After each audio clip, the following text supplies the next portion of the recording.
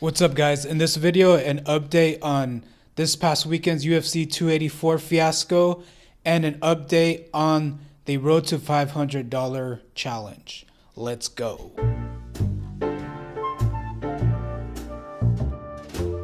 All right, so let's start with the $500 challenge. Again, this is for people that are subscribed to this channel. I started with $100 back in November. The challenge is to grow that to 500, and once I reach that, that's going to be donated to one lucky subscriber. All you have to do is be a subscriber. And at one point we did reach $150. That's the highest we got to. This is mostly GPP play. I have been going more heavy on the cash games, depending on the fight card. But this weekend we took a hit, so started with $135. I did risk $23, which is about 17% of the bankroll. I believe I went about half and half head to cash games and GPP. I came out winning $10, so finished with $122. So we're sitting at $122 going into next week. So still up $22 from the beginning. This will vary because GPPs you don't win often, but when you do win, you win pretty big.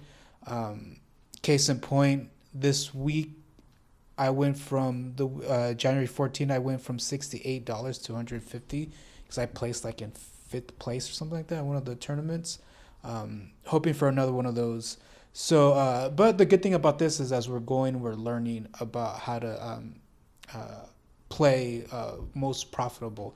So looking at the speaking of that, looking at the contest that I played the Sprawl, which is a 3 max entry. It's 1,189 players, I believe, somewhere around there. So it's a more on the smaller field contest. I play the smaller field contest because I don't want to get too different. On the larger fields, you have to get more. You have to be more concerned with getting different from the field. You do have to get different in these smaller sized fields, but not as much as the larger sized fields. So looking at the results of this contest, I recommend everybody to do this. Play a contest and really get the grasp of how people in there are playing. Usually there's returning customers to that contest, so take a look at how they're playing. So the ownership, nothing out of the ordinary. One thing that did stand out was Alonzo Menefield was 38% owned, and he was projected at 20% ownership. So that's almost double of his ownership. I take that as a sign of weakness in the field because the thing going for Menefield is the high inside the distance. He was at negative 325, so him versus Crute was the highest inside the distance fight. But on his side, he was only 23.5% inside the distance percentage, whereas Menefield was at, Crute was at 52% inside the distance. So Crute was favored to win inside the distance by a pretty vast amount of percentages. Basically double the inside the distance and 63 to 36 split and win percentage. So I personally don't think Menefield was a good pick for small field GPPs. For larger field, I can see that because you are getting his 20% ownership versus Crute's 30% ownership. But even then, I don't know if that difference in ownership is worth the win percentage and the inside the distance percentage. It did go to a draw, so it basically canceled each other out. So the fact that they went 40% on Menefield is a sign of weakness. I don't think that was a good take on the field. That's pretty much all that stuck out for me. Everything was pretty much the as projected.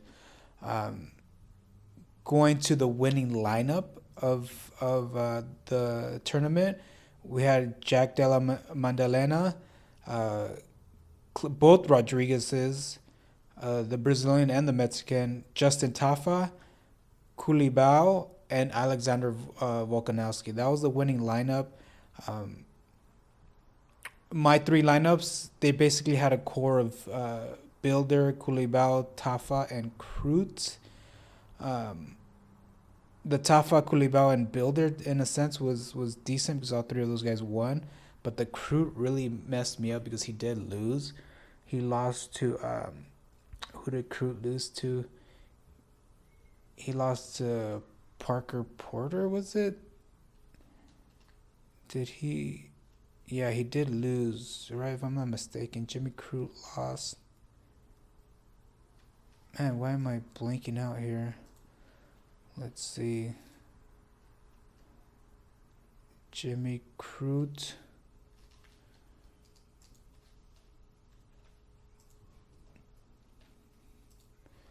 I did lose. I didn't cash on any of the. Oh no! The crew in Menefield. What am I? What? I was thinking Malarkey. Oh man, total brain fart. The crew and Menefield are the ones that I don't know why I was thinking Malarkey and Menefield. Crew and Menefield. I went heavy on the crew, as opposed to the Menefield because I really liked his inside the distance at that price point. I was mainly looking at inside the distance at a price point that's reasonable because I don't really care about getting different because was getting different with Kulibao at 11%, Builder at 20, and Tafa at 21. So I felt like that was good enough to get different on a small field, and everything else I was just looking for cheap inside the distance win percentage, which Jimmy Kroot fell in. Unfortunately, it was a draw, so that really goofed me up. But moving on, the lesson to take from this is if you look at this lineup build, they had one underdog, which was really low down here at Alexander Volkanovski. And that's it. Everybody else was a favorite. Kulibao was a favorite. Tafa was a favorite. Both Rodriguez was a favorite. Mandalena was a favorite. So we had one underdog and all favorites. And that underdog lost, but he did go all 5 rounds, and he accumulated like, what did he get, like 60 points or something like that? What did Volkanovski score? Because even though he lost, it was a 5-round fight. Yeah, he got 62 points. So that's that's enough to be like a winner at a 3-round fight at that low, just like a decision win.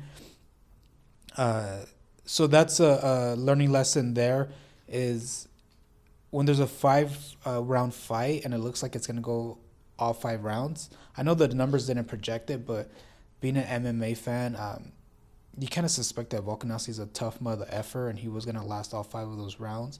So just on a whim, thinking Volkanovski is going to go all 5 rounds, and he's really cheaply priced, the second lowest price fighter, and then you're able to get all favorites. So that's something to take into consideration going forward, is get that one low underdog if it's a 5-round fight and he will go all 5 rounds, and then just load up your lineup with favorites. I'm not saying I'm gonna do that, but that's a thing that won somebody first place on this small field GPP.